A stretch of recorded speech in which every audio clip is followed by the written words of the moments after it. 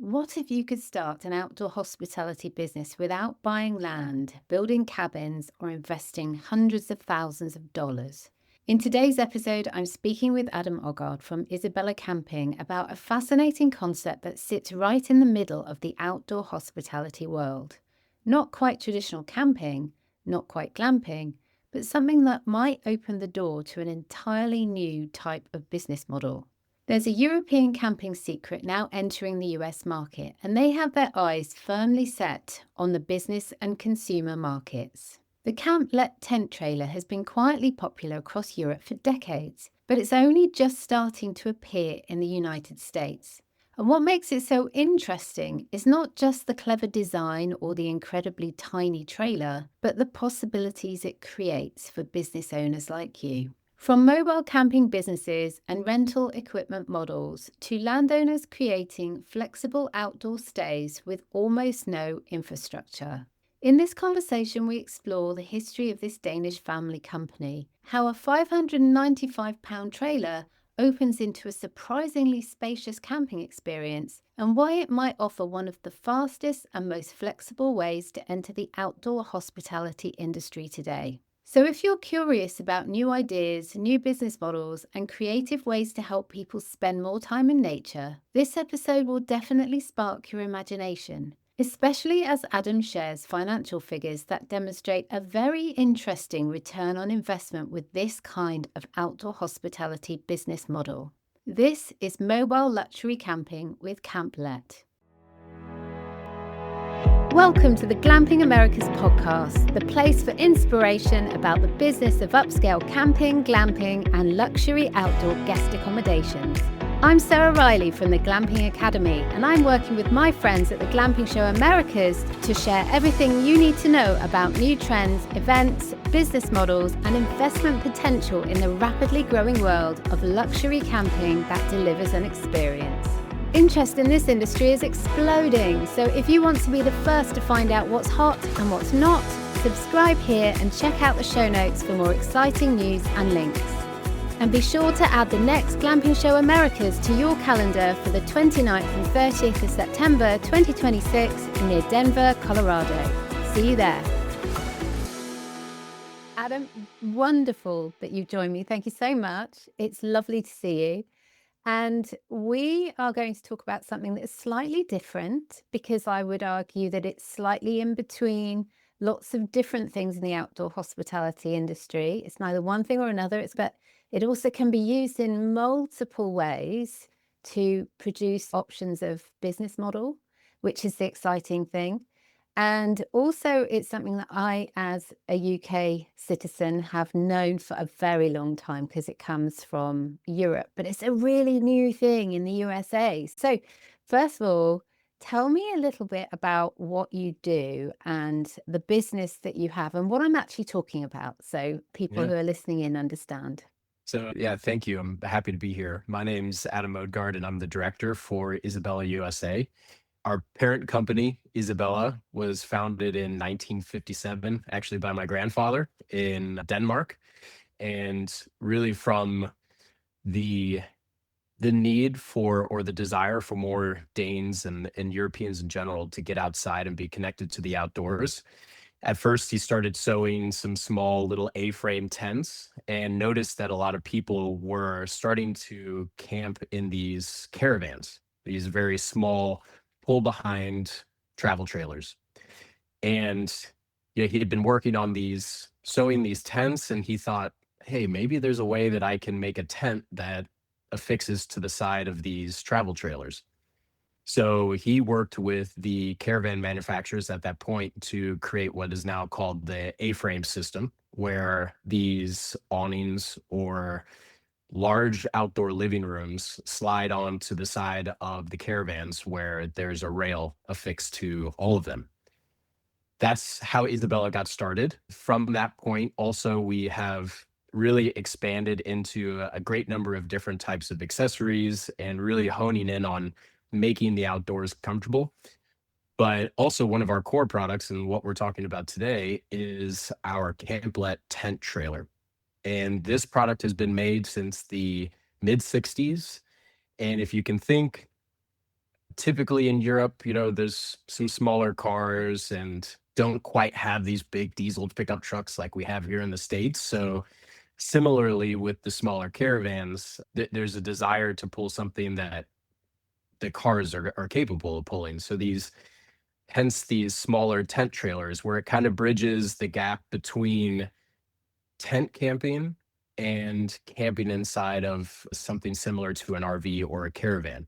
So it's an incredibly small form factor. It's only 595 pounds, which opens up such a huge door to so many vehicles being able to pull this thing. And it kind of opens up as like a clamshell. There's two fiberglass top and bottom. Each one of those fiberglass top and bottom, that ends up being your sleeping cabins. And then the canvas portion, which is what we've been doing since 1957, the canvas portion pulls up over, creating not only those sleeping cabins, but about 190 square feet of living space just in front of those sleeping cabins.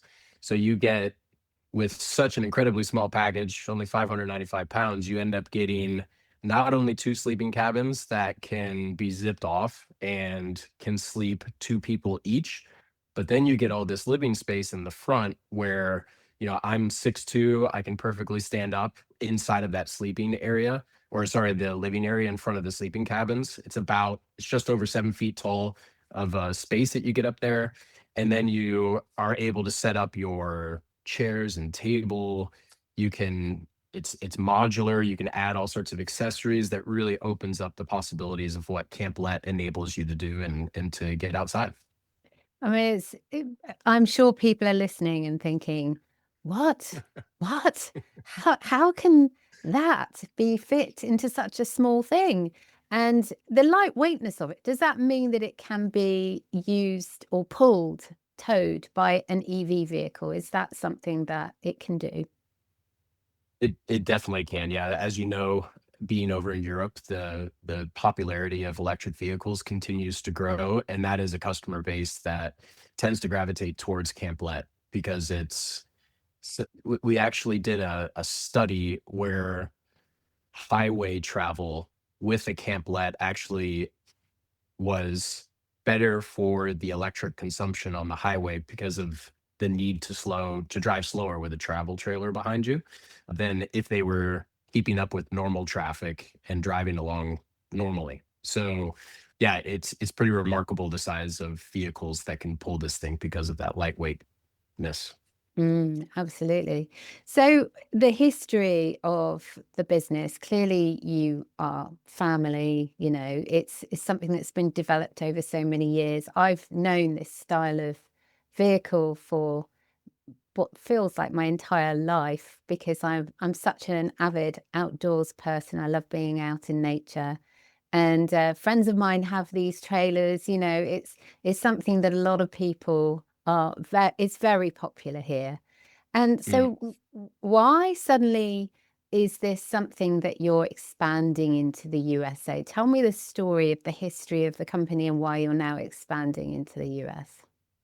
Yeah, so as I mentioned, my grandfather started Isabella, and my two uncles and my dad. Well, my two uncles have been lifelong employees of Isabella, and my dad actually came here to the United States in the early '80s to try to expand. And at that time, we didn't consider bringing over the tent trailer, and we really just tried to bring over what we started making, which were these awnings or tents that attached to the sides of caravans. And at that point, we just weren't really camping in a way that made sense. So unfortunately, when my dad came over and tried to start Isabella over here at that time, it didn't work out. But at that time, he did meet my mother, who's an American citizen, and then he never left. So that's why you can tell I don't have a Danish accent or anything. Born and raised here in Indianapolis. And, all throughout that time, Isabella has continued to grow throughout Europe. We are a premier accessory manufacturer for the caravan industry and really pride ourselves on the not only the materials that we use, but the methodology in which we create our products. All of our awnings are manufactured in our facility in Poland. All of our tent trailers are manufactured in our facility in Denmark. It's very much a handmade product, and we take pride in the fact that a lot of our products see an incredible amount of time out in nature. Just for instance, last year I was visiting the Camplet factory, and there was a Camplet from 1993 that was there getting a new canvas tent portion installed onto the Camplet.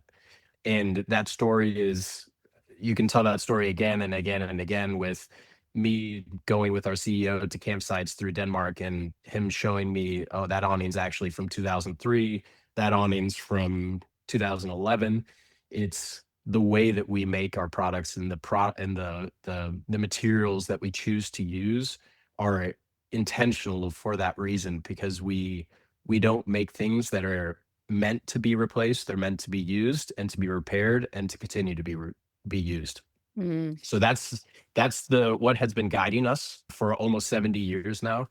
And it was the I think in 2003, 2004, I started having conversations with our CEO about what the opportunities could be here in America. And the more we talked about it, the more we realized that it could be an opportunity for us. And he decided to take a gamble on me, and the company decided that we would like to really put our stake in the ground here in the United States. So we established our own entity over here. We're an LLC here in Indiana, and now we're just a little bit over a year into determining product market fit and now actually importing product over. So we do have inventory here in our warehouse in Indianapolis. And from here, we're really starting to work on partnerships and getting out there and getting into trade shows like yours, and really starting to tell the story of Isabella and who we are and showing our products. The great thing about something that's so new, but still based on a very almost traditional, old school kind of product, is that when you bring it to a new place that's never seen it before, it's really quirky, it's really different, it really gets people looking, it really gets attention. Have you found that when you've Mm, been taking it around? yes. Yeah.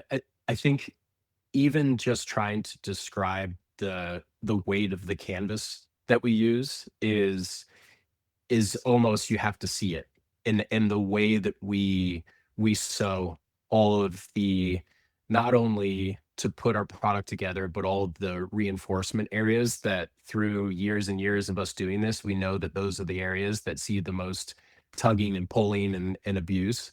It's the resounding comment that I get whenever our products are in our couple of our dealers that we're in so far, or whenever I'm showing our product to people, is, oh wow, this is, you can tell this is really well made. You feel the canvas, you can see the way that it's put together and sewing. So it's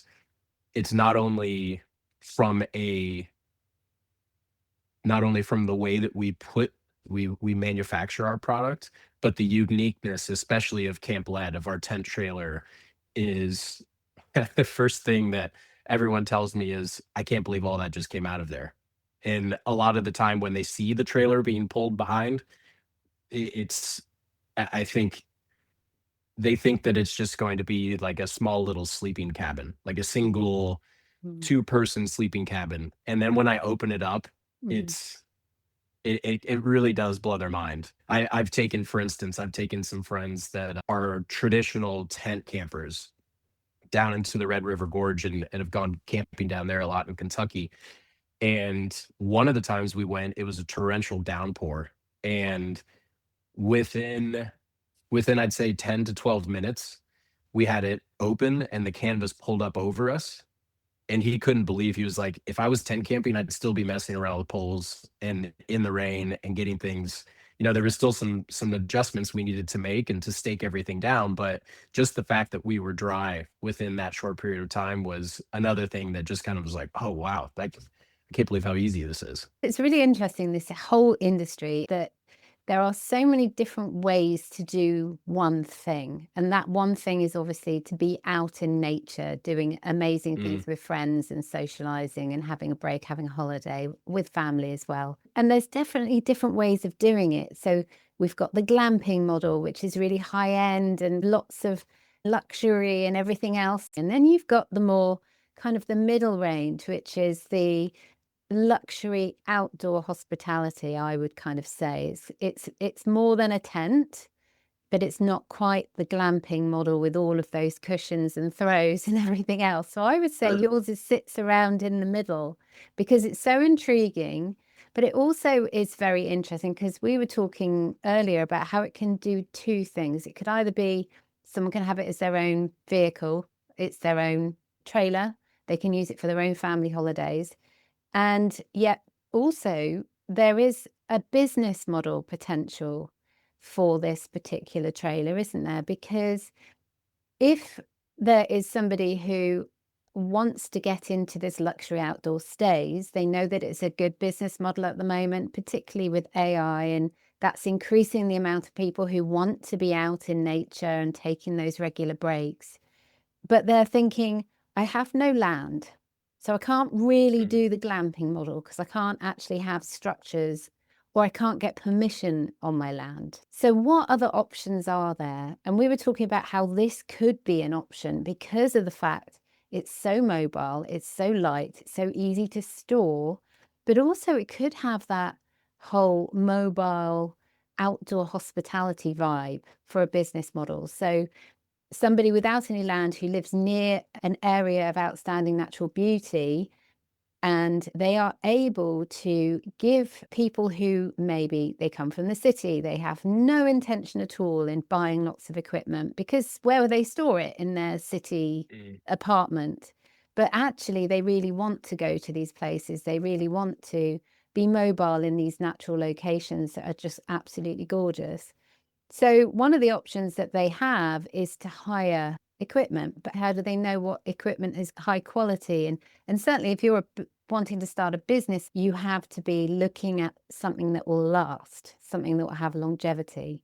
And so this is one of the things that your trailer could offer for somebody who could have the imagination to see something a bit different that could be an early concept, as it were.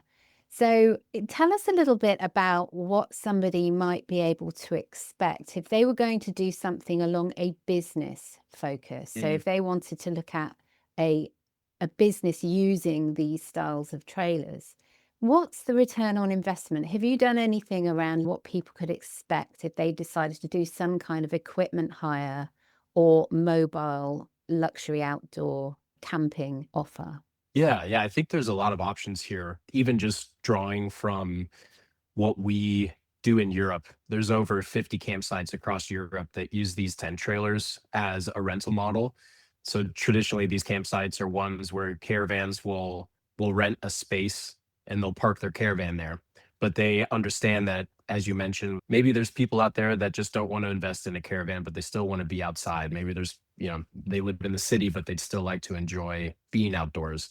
So they just will pop these up and offer them as rental units on their campsite or their land or so forth. As far as the mobile business unit as well, I think that that's a really unique opportunity because it doesn't require any sort of technical know-how. You're not pulling a 30-foot, 4,000-pound trailer behind your car. You don't need any special cars to pull it. So if someone does have a small electric vehicle in the city, as long as there's a trailer hitch, then they could very easily come by, rent this thing from you, and then go take it up into the mountains or the lakes that are nearby or whatever that is.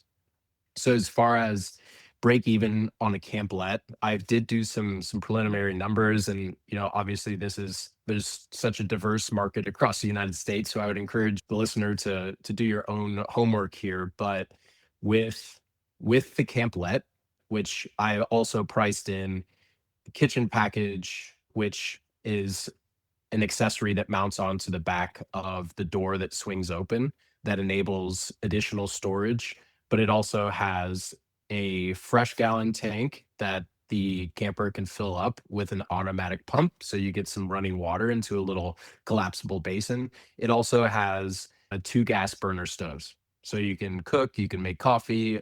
All of that's literally built into the package of the camplet, which is pretty amazing. Included in my pricing, I've also put together 4 chairs and a table, a shipping estimate to you, and so forth. So trying to really paint this picture of an all-encompassing purchase price. I'm also offering, whether through this podcast or at the show in September, also offering a special promotion of 2,500 off a camplet for your listeners. So all in, I've got a kind of promo investment total of about $15,000 for a camplet, which includes everything that I just mentioned. Now, with a nightly rate of roughly $130 a night, including all of your expenses, turnover, consumables, if you provide them, the booking fees to hit camp or so forth, with a realistic and very conservative break even, you're looking at about 12 months of break even. Mm. And at that point, after then, everything else is margin. And I've already mentioned, and you as well, we make these things for longevity. And I feel fully confident that this thing can be in rotation for a very long time. Mm. So after the first year, it's going into profit, which is incredible. It's a very quick way to set up a business, isn't it? As soon as you've got your delivery of trailers, you're operating pretty much. And it comes delivered with ready to go. There's no installation you need to do, no setting up. It's literally you pop it open and it's ready to camp. Mm. I mean, I find it fascinating. And I do think that in the industry of outdoor hospitality, that the only limit is your imagination, that there are so many different business models that you can go with. And particularly, I think this whole mobile business model is very interesting to not just the business owner, because they're looking at different ways to make a living where they don't maybe have land or they don't have certain things that would allow them to do other things, but also because of the customer, the customer on the other side, the guest, they're looking for these different options. People want to be mobile. They don't want to be confined by the vehicles that they're driving or the things that they own or the property they have where they can store or not store things such as trailers or campers or RVs or whatever else. It's a really interesting model to be able to give people flexibility in their life and their downtime, their recreational time. And that's a really lovely thing. And so what happens with the trailer in terms of winter? Is it a winterized vehicle? How does that work? If you put a heater in it, you could definitely still use it during winter. The only consideration you need to think of is just snowfall. There is a metal frame inside of it, so you just need to make sure that snowfall isn't more than what's capable of. But one of the beautiful things, if you are in a seasonal area, very similarly to up in Sweden and Norway and Denmark, where a lot of these camplets are operating at campsites, during the off season, they'll simply just fold them down and collapse the trailer as if it was just ready to be rolled away. And they'll either leave it there at the spot, or they can roll it to a place that's not in view. And from there, we sell, a really thick, not a thick tarp that can be affixed to the top of it to protect the fiberglass from any sort of ice or snow. But otherwise, yeah, it just kind of folds down and gets out of the way when you don't need it there. That's incredible. I hadn't really thought about that because actually that's one of the things that glamping business campsite owners really struggle with is storage. So Mm. when things are out of action, aren't being used and the guests aren't on site, where do they store things? Where does it go? And so actually to hear that storage is just there and there's no problem, that's really Mm. fascinating. And so there isn't any problem with mold or anything like that. That's what happens with the unit inside. Do you have to put some dehumidifiers or something like that there? Or is it the material so good that it doesn't suffer with that? Before you pack it down, we'll just want to make sure that it's dry. Mm. That's as long as it's dry and it's packed down, then you don't need to worry about any sort of mold or anything. Mm. So I find it really fascinating that something that has really stood the test of time over such a long period in my own life that I've seen around is suddenly becoming this new trend, this new thing that's being driven forward in the US. I mean, do you get people actually staring at you or at the trailer when it's driving by? Do people say, "What is that?" You know, do you get those questions? Yeah. Oh yeah, all the time. Especially if they've seen pictures of it and or videos online, and then they'll see me pulling it, and they'll say, "All of that comes out of that little trailer." Mm. But I mean, I have the mid-sized Volvo, an XC60 SUV, and I can barely see it in my rear view. I have to kind of, reach over just to make sure that it's still there because you can't even tell that you're pulling anything. It's just so lightweight. It's pretty remarkable. Yeah, yeah. Is it have a off-road capability or is it purely on-road or on tracks? It's intended to be to not go off-road. We're actually in the next week or 2, we're gonna test that out a little bit because but here in the US, we can really explore and camp in some rugged areas that perhaps you can't in Europe. So, I'm gonna hook it up to a Polaris and see what kind of terrain we can get over here in a sizable property here in Indiana, not next week, but the week after, just to see what we can kind of push the limits on. But Yeah. as we can continue to sell these, that's most certainly something we're considering, as we understand that that is something that people love to do, is to get off grid in the United States. Mm. And I think that this is a tremendous opportunity. If you do have a sizable property and you really want to get a structure out to that beautiful vista or somewhere where there's a beautiful lake that you should be able to hook it up to a Polaris and get it out there and set up camp. So, you can really create an amazing experience for people that want to go camp in something that's untouched and beautiful. And whether you give them access to your Polaris or you shuttle them out there or what have you, but that could be a really unique experience for a glamping operator to be able to create something like that perhaps they were limited previously, or it was a little bit challenging to get something that wasn't so mobile out to a beautiful piece of their property. Mm. And for me, I think the thing I like the most of what you said there is that it truly can be that whole leave no trace ethos afterwards. Mm, Because once you've removed the trailer and maybe any additional things like a water tank or whatever that you might have in that beautiful location, it's literally as if you haven't even been there. It's just yeah. removing it because there's no structure that needs to be put in the ground. There's nothing that's going to have an impact on that local area or the nature, the flora, the fauna. You can still enjoy that beautiful location at any time of the year, but just doing it in a really gentle way. And Yeah. that I really like that. I really like that whole idea.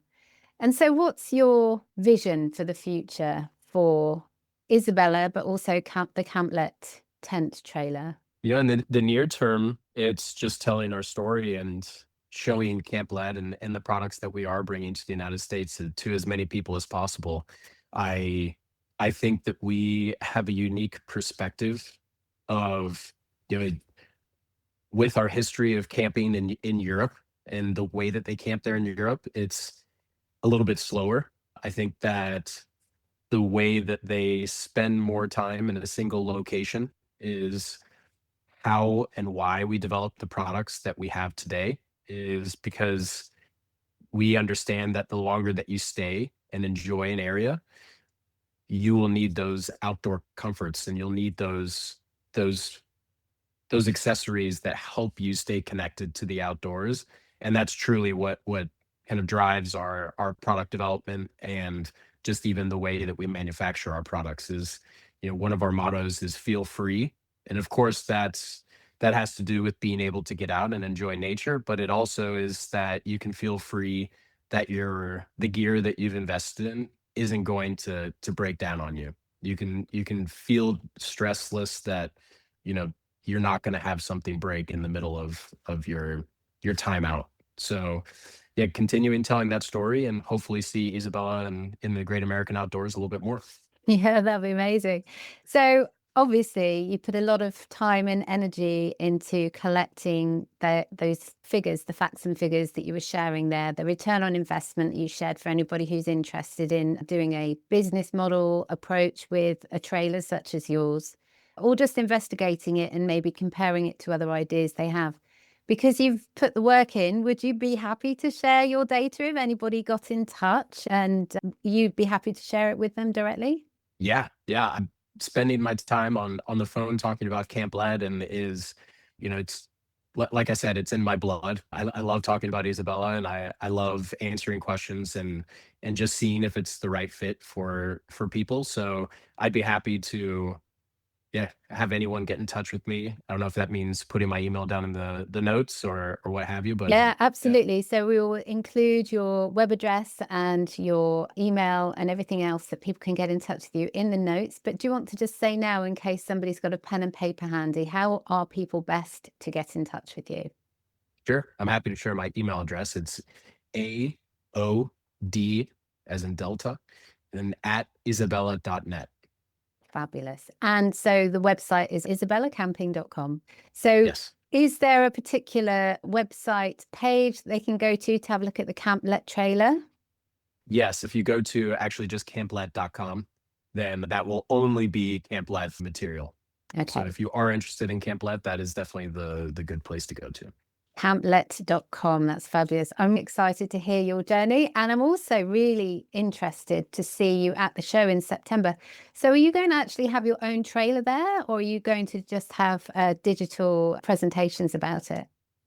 We will have a Camp Let Earth there for people to see and touch and step inside and have a coffee with me or what have you. We're really looking forward to showing you Camp Let and having as many conversations as we can.